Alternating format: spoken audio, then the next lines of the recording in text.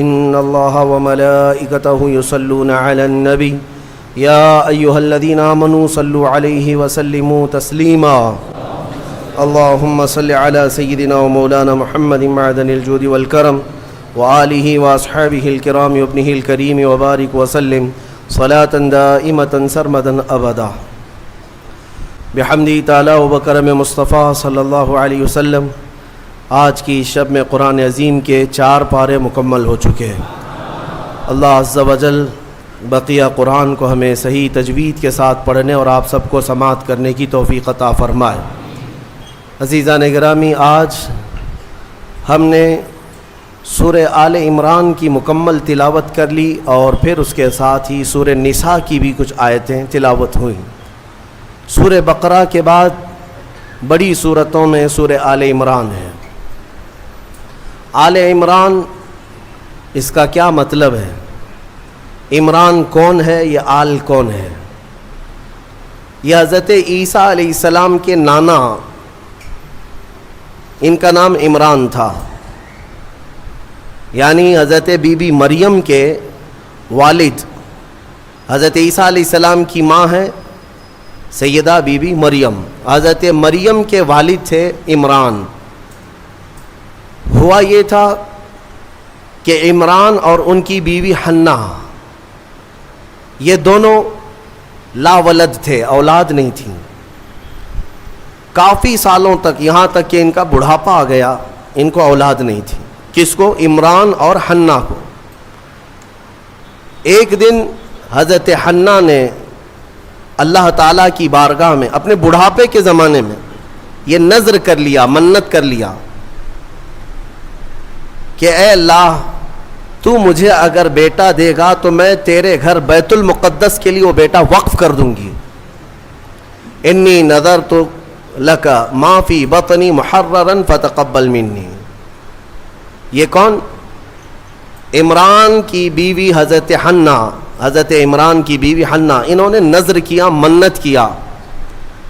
یہاں سے نذر کرنا اور منت کرنا قرآن پاک سے ثابت ہے، لیکن منت کا وہ طریقہ نہیں جو آپ نے ایجاد کر لیا کہ کہیں تالا لگا دیں گے اور دھاگا باندھ دیں گے تو منت ہو گئی۔ منت تو اللہ تعالیٰ کی بارگاہ سے ہے، نذر شرعی۔ ہاں، اولیاء کاملین کے دربار میں بھی ہم عہد کرتے ہیں، کیونکہ اولیاء کو اللہ تعالیٰ نے تصرف عطا کیا ہے، وہ سفارش کرتے ہیں اللہ کی بارگاہ میں۔ تو نذر جو شرعی ہے وہ قرآن سے جو ثابت ہے وہ یہ ہے کہ اللہ کی بارگاہ میں یوں نیت کر سکیں آپ، یوں نذر کر سکتے ہیں آپ کہ اے مولا، اگر مجھے اولاد ہو گئی تو میں مسجد بنا دوں گا، یا مسجد کے لیے فلاں چیز وقف کر دوں گا، یا ایک قرآن پاک مکمل تلاوت کروں گا، یا 10 روزے رکھوں گا، یا 10 مسکینوں کو کھانا کھلاؤں گا۔ یہ ہوتی ہے منت کے طریقے۔ آپ تو شارٹ کٹ ڈھونڈتے ہیں نا، آسان چاہیے۔ منت ایسی کرو، خالی دھاگا باندھ دوں گا یا چادر چڑھا دوں گا جس میں محنت کچھ نہ لگے۔ ارے نذر کا طریقہ یہ تھا کہ آپ روزہ رکھنے کی نیت کر لیتے کہ اگر میرا فلاں کام ہو گیا تو میں 10 روزے رکھوں گا، یا کم سے کم 3 روزے رکھوں گا، یا ایک قرآن پاک پڑھوں گا، یا 100 رکعت نماز ادا کروں گا۔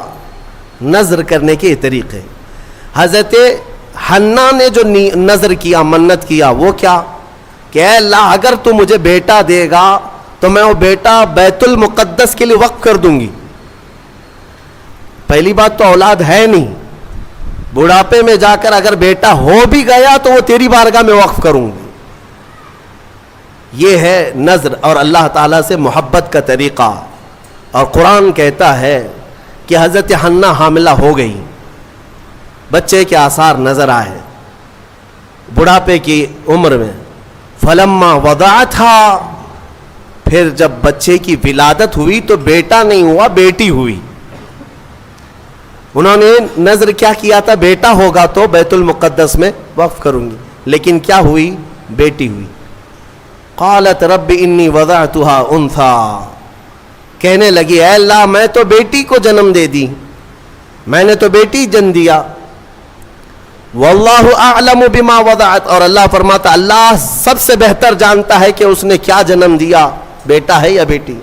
لیکن اب یہاں بیٹا بیٹی کا فلسفہ بھی ختم کرتے ہیں. تمہیں اولاد میں کیا چاہیے کیا نہیں چاہیے. قرآن کہتا ہے وَلَيْسَ الذَّكَرُ كَالْأُنثَىٰ، اللہ نے یہ فرمایا ہاں بیٹا بیٹی کی طرح نہیں ہو سکتا. یہ نہیں کہا کہ بیٹی بیٹے کی طرح نہیں ہوتی. قرآن کہتا ہے بیٹا بیٹی کی طرح نہیں ہو سکتا. بیٹی پیدا ہونے پر جو ناک بھون سکیڑتے ہیں، بعض کے تو گھروں میں طلاق کی نوبت آ جاتی ہے. ظالم ہیں وہ لوگ. ان کو بیویوں سے یا عورتوں سے شادی نہیں کرنی چاہیے، کسی روبوٹ سے یا مشین سے کرنی چاہیے. کیا یہ بیٹا اور بیٹی پیدا کرنا تمہارے ہاتھ میں، شوہر کے ہاتھ میں یا بیوی کے ہاتھ میں؟ یا اللہ تبارک و تعالی قادر مطلق کے فیصلے ہیں، وہ جسے جو چاہے عطا کرے. رب تبارک و تعالی کسی کو بیٹا دیا کسی کو بیٹی دیا. اور یہ جہالت کے رسم کو ختم کریں اپنے گھروں سے. بیٹی ہو گئی تو کیا ہوا، ارے اس کی نسل کیسے چلے گی. یہ جہالت سب سے زیادہ عورتوں میں پائی جاتی ہے. عورتوں میں تانے مارنا ان عورتوں کو جن کے ہاں بیٹیاں ہوتی ہیں. یہ ایک ہوئی، اچھا 2 ہوئی بیٹیاں، 3 ہوئی، 4 ہوئی بیٹیاں. ظالمو تمہیں کیا پتا میرے رسول کو بھی 4 بیٹیاں ہی ہیں. رسول کریم صلی اللہ تعالی علیہ وسلم کو اللہ نے 4 بیٹیاں دیا، بیٹے بھی دیا، لیکن بیٹے کوئی حیات نہیں رہے. اور جو نسل میرے مصطفیٰ کی چلی وہ بیٹی سے ہی چلی. آج بھی پوری دنیا میں سادات جو ہیں وہ کس کی اولاد میں سے ہیں؟ وہ سیدہ کائنات فاطمۃ الزہرا کی اولاد میں سے. بیٹی کے لیے عیب نہ سمجھو میرے عزیزو. حضور اکرم صلی اللہ تعالی علیہ وسلم اپنے صحابہ کے ساتھ کسی طرف جا رہے تھے. رات کا وقت تھا. رات کے وقت میں ایک گھر کے اوپر آسمان سے روشنی پڑ رہی ہے. صحابہ دیکھتے کھڑے رہ گئے. کوئی خاص روشنی ہے جو اسی گھر پر پڑ رہی تھی، جس کو کہتے ہیں کہ نور کا حالہ ہے. صحابہ رک گئے اور پوچھا یا رسول اللہ صلی اللہ علیہ وسلم، سارے محلے میں یہ ایک ہی گھر پر آسمان سے ایک عجیب روشنی پڑ رہی ہے، کیا ہے، کس وجہ سے؟ نبی پاک صلی اللہ تعالی علیہ وسلم نے فرمایا جاؤ اس گھر سے معلوم کرو. اس گھر میں 2 چیزوں میں سے ایک ہوگی، یا تو وہ لوگ کسی یتیم بچے کی پرورش کر رہے ہوں گے یا آج ہی ان کے گھر میں بیٹی کی پیدائش ہوئی ہوگی. صحابہ کہتے ہم گھر گئے، وہی روشنی والے گھر، جا کر کے پوچھا آج تمہارے گھر میں کوئی نئی خبر ہے؟ تو گھر والوں نے کہا اللہ نے آج ہمیں بیٹی عطا کیا. میرے عزیزو ہمارے ہاں پہلے پرانے لوگ کہا کرتے تھے پہلی بیٹی گھی کی روٹی ہے اور برکت والی ہوتی ہے. جو لوگ جہالت کی رسموں کو اپنے ہاں پنپنے دیتے ہیں، میں سمجھتا ہوں کہ وہ مسلمان معاشرہ نہیں ہے، یہ غیروں سے لیا ہوا معاشرہ ہے. یہ عرب کی جاہلیت ہے جو بیٹی پیدا ہونے پر زندہ دفن کرتے تھے.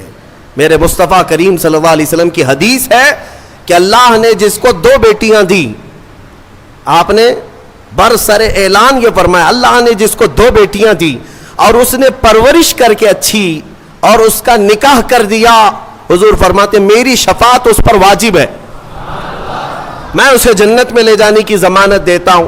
ایک صحابی آئے کہا یا رسول اللہ ایک ہی بیٹی ہے میرے پاس.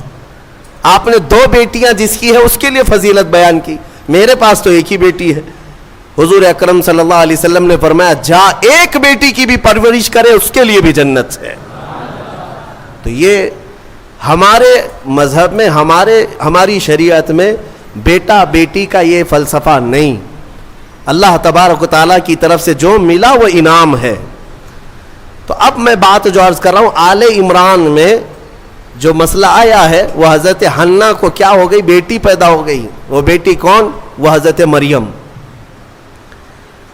عمران اور حنہ ان کو اولاد نہیں تھی، نظر کیا بیٹا ہوگا تو وقف کریں گے بیت المقدس میں، لیکن بچے کی ولادت میں دیکھا کیا پیدا ہوئی، بیٹی پیدا ہوئی. بیٹی کا نام انہوں نے رکھا مریم. اور پھر اللہ تعالیٰ کی بارگاہ میں اس کے لیے دعائیں بھی کی کہ اے اللہ اس کو شیطان رجیم سے ہمیشہ محفوظ رکھ. پھر وہ چھوٹی سی بچی کو لے کر کے یہ دونوں ماں باپ بیت المقدس میں آئے. مسجد اقصی میں آئے. بیت المقدس مسجد اقصی آج بھی فلسطین میں ہے, جس کو ہم قبلہ اول کہتے ہیں. وہاں پر حضرت زکریا علیہ السلام اللہ کے نبی امام تھے اور پوری بیت المقدس کے متولی بھی تھے. تمام چیزیں انہی کے سپرد ہوا کرتی. حضرت زکریا علیہ السلام کے ہاں لا کر کے انہوں نے دے دیا اور کہا ہماری ایسی ایسی منت تھی, نظر تھی, اللہ تعالیٰ نے ہمیں بیٹی دیا اور ہم بیت المقدس میں وقف کرنے کے لیے لائے ہیں. حضرت زکریا علیہ السلام نے بیٹی کو لے لیا. اب میں آپ کو بتاؤں, زکریا علیہ السلام کی عمر بھی کافی ہو چکی تھی, بال سفید ہو چکے تھے اور ان کو بھی اولاد نہیں تھی.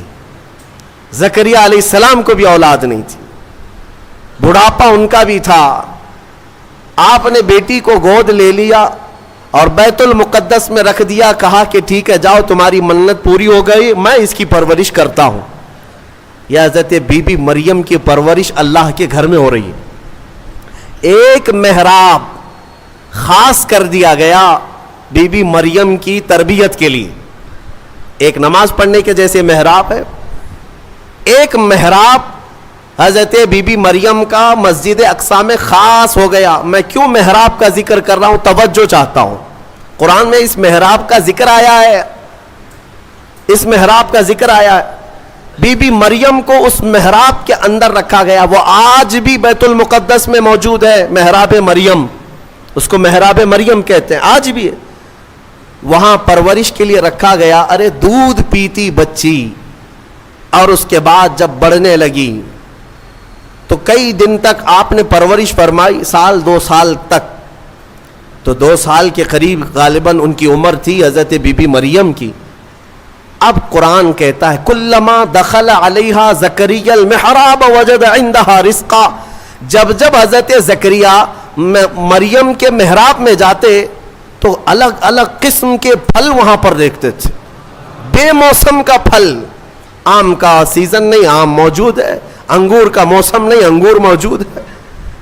بغیر موسم کے بھی وہاں پھل موجود ہوتے تھے, قسم قسم کا رزق وہاں ہوتا تھا.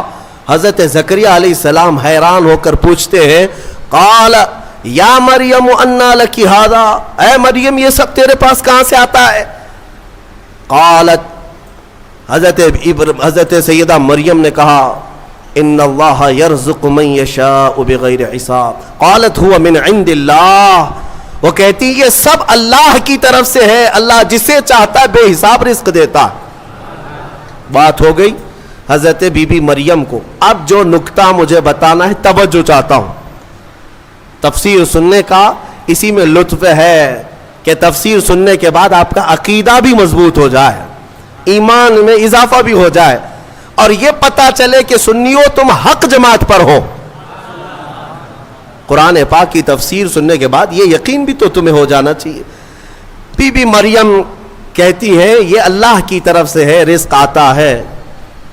حضرت زکریا نے دیکھا کہ بی بی مریم کو چھوٹی عمر میں اللہ غیب سے رزق دیتا ہے. اب کیا کیا حضرت زکریا جو خود مسجد کے امام ہیں, اللہ کے نبی ہیں, سب کو پتہ ہے حضرت زکریا علیہ السلام اللہ کے نبی ہیں, عمر دراز ہو چکی, لوگوں کو عبادت وہ کراتے تھے, اللہ تبارک و تعالیٰ کی طرف انسانوں کو وہ بلاتے تھے. لیکن بی بی مریم کو دیکھنے کے بعد انہیں بھی اولاد کی خواہش ہو گئی, انہیں بھی اولاد کی خواہش ہو گئی. ہوتا ہے ایسے کہ کئی سال تک بچے نہ ہوں تو آدمی کمپرومائز کر لے کہ چلو اب تو نہیں ہونا ہے, لیکن کبھی بڑھاپے میں جانے کے بعد پھر خواہش پیدا ہو جائے, یہ تو صرف نبیوں کی شان ہے. حضرت زکریا علیہ السلام کی خواہش ہوئی کہ کاش مجھے بھی اولاد ہوتی. تو کیا کیا حضرت زکریا علیہ السلام؟ مسجد اقصی بیت المقدس کے امام, قرآن کہتا ہے ہنالک دعا زکریا ربہ قال رب ہب لی من لدنک ذریۃ طیبہ انک سمیع الدعاء. حضرت زکریا علیہ السلام کے بارے میں قرآن کہتا ہے حضرت زکریا علیہ السلام بی بی مریم جہاں بیٹھتی تھی اس محراب میں آ کر کھڑے ہوئے, اور اس محراب میں کھڑے ہو کر دعا کرتے اے اللہ مجھے بھی نیک اولاد تو عطا کر دے, تو ہر ایک کی دعا سننے والا ہے. فنادته الملائکۃ وهو قائم یصلی فی المحراب, ان اللہ یبشرک بیحییٰ. قرآن کہتا ہے حضرت زکریا علیہ السلام ابھی اسی محراب میں کھڑے ہو کر دعا کر ہی رہے تھے. اللہ نے فرشتے کو بھیجا, جاؤ زکریا کی دعا قبول ہے, انہیں بیٹا ہی نہیں نبی کی شکل میں یحییٰ علیہ السلام دیا جائے گا. صرف بیٹا ہی نہیں, یحییٰ بیٹا دے دیا گیا. ٹھیک ہے, دعا قبول فوراً. اور حضرت زکریا علیہ السلام کا بھی بڑھاپا ہے, بال سفید ہے, انہوں نے خود بیان کیا ہے. ان کی باتیں بھی قرآن پاک میں آئی ہیں کہ آپ نے یہ کہا ہے کہ اب میں بوڑھا ہو گیا, بال میرے سفید ہو گئے. سورہ مریم کی آیتوں میں ہے. اب مجھے عرض یہ کرنا ہے, حضرت زکریا علیہ الصلاۃ والتسلیم وہاں مریم کی محراب میں جا کر کیوں دعا کی؟ پوری مسجد ہے نا بیت المقدس, پوری مسجد ہے, کسی بھی علاقے میں بیٹھ کر کے دعا کرتے, کسی بھی خطے پر, کسی بھی مصلی پر. مریم جہاں ہے اس مصلی پر یا اس محراب پر کیوں کھڑے ہو کر دعا کیا؟ یہی سنیوں تمہیں عقیدہ میں بتانا چاہتا ہوں, اللہ والے جہاں ہوتے ہیں وہاں دعائیں قبول ہوتی ہیں. اجمیر میں جا کر دعا کرنے کے لیے اعلیٰ حضرت فاضل بریلوی رضی اللہ تعالیٰ عنہ نے فتاوی رضویہ شریف میں لکھا ہے, ہندوستان میں اگر کچھ علاقے ہیں جہاں پر دعائیں تیز قبول ہوتی ہیں تو ان میں ایک جگہ ہے خواجہ اجمیری غریب نواز کا دربار. اعلیٰ حضرت نے لکھا ہے. میرے عزیزوں, کیوں؟ یہ قرآن سے ثابت ہے. لوگ یہی کہتے ہیں نا اولیاء کے دربار میں جا کر کے پکارتے ہو, کیا مسجد میں نہیں پکارے؟ زکریا علیہ السلام سے کہو, وہ خود مسجد کے امام تھے, مصلی پر اپنے بیٹھ کر کے دعا کرتے.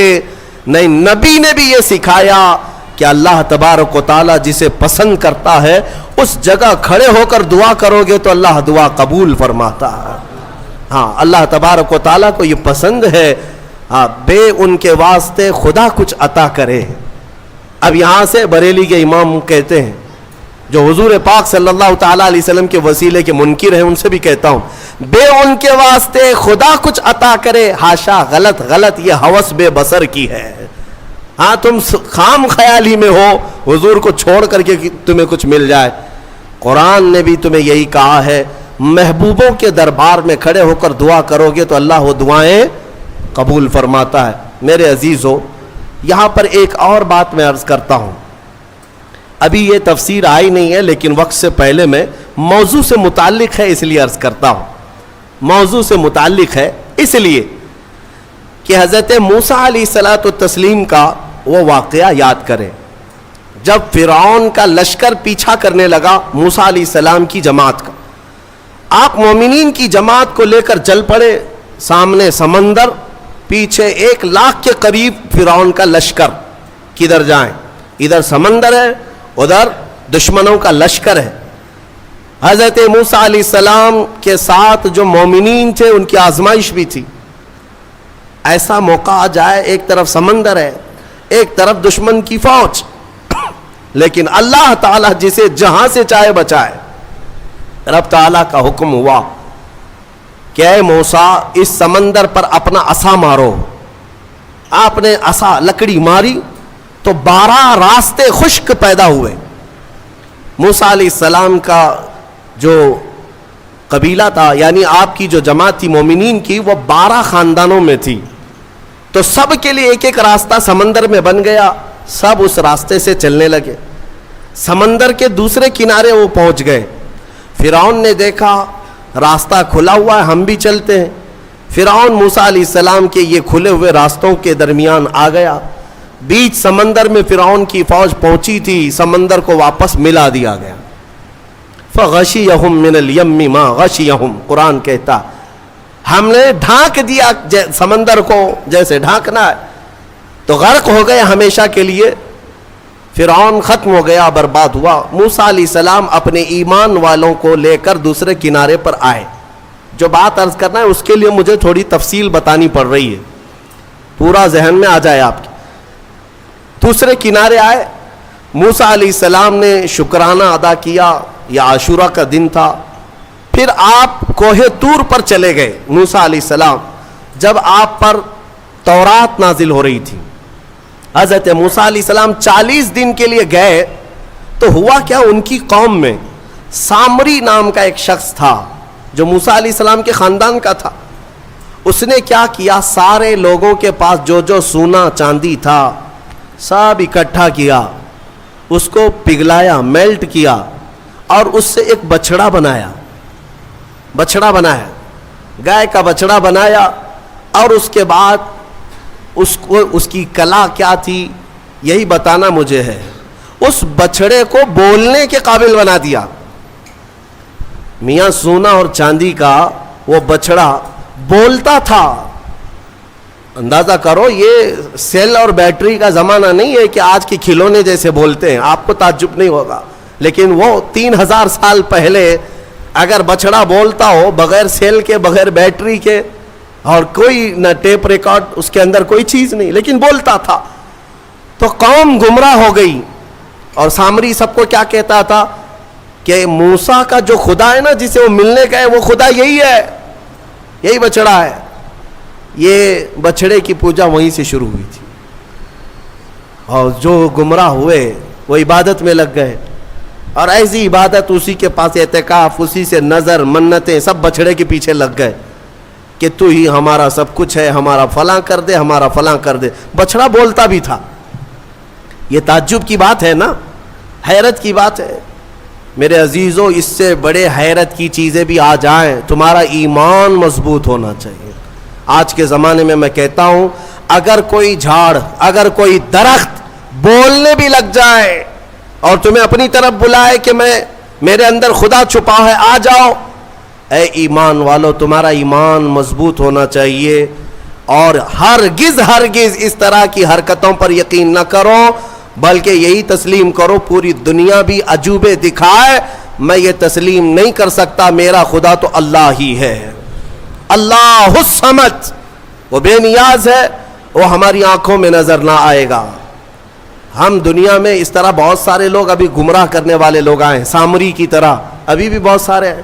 سوشل میڈیا میں بھی بہت سارے سامری گھسے ہوئے ہیں جو سنیوں کے عقیدے کو کیپچر کر رہے ہیں کہ خدا ہمارے پیر صاحب کے اندر آیا ہے. کبھی کوئی پیر صاحب مرید کرنے سے پہلے یہ بتا دیتے ہیں میں تمہیں خدا دکھا کر مرید کروں گا. اور کہاں دکھاتے ہیں؟ ارے بکرے کے بھیجے میں دکھاتے ہیں. ہاں, یہ سنا ہے آپ نے. ایک صاحب ہمارے پاس آئے, انہوں نے کہا تھا ہمارے پیر صاحب اس وقت تک مرید نہیں کرتے جب تک خدا کو نہیں دکھاتے. ہم نے کہا کہاں دکھاتے؟ کہا بکرے کے بھیجے میں دکھاتے. کیوں؟ پیر صاحب کا فیورٹ ہے یہ بھیجا, بھیجے میں. یہ مجھے فلسفہ نہیں سمجھ میں آیا, بھیجے میں کیوں دکھایا جاتا ہے؟ نعوذ باللہ من ذالک, نعوذ باللہ. رسول کریم صلی اللہ تعالی علیہ وسلم کے علاوہ دنیا میں کسی نے یہ دعویٰ نہیں کیا کہ میں نے اپنی کھلی آنکھوں سے اللہ کو دیکھا ہے. کسی نے یہ دعویٰ نہیں کیا. ہاں, عالم خواب میں, عالم وجد میں اگر اللہ نے اپنی تجلیات کسی ولی کو دکھایا تو اس کا ہم انکار نہیں کرتے. لیکن یہ جو حرکتیں ہیں یہ گمراہی ہے میرے عزیز, یہ گمراہی ہے. تو سامری نے یہ کام کیا. بات طویل ہو جا رہی ہے, جو بات کہنی تھی مجھے وہ بہت قریب میں لے آتا ہوں. سب پوجا پاٹ میں لگ گئے, عبادت میں لگ گئے, اللہ کی عبادت سے دور بچڑے کی عبادت میں لگ گئے. موسیٰ علیہ السلام جب واپس آئے تو دیکھا ان کی قوم گمراہ ہو چکی ہے. 40 دن کا جو گیپ تھا نا, یہ قوم کو گمراہ کر گیا. اسی لیے بزرگوں نے فرمایا کہ جو عالم دین ہے یا مبلغ اسلام ہے وہ اپنی قوم سے زیادہ دور نہ رہا کرے. قوم کے اندر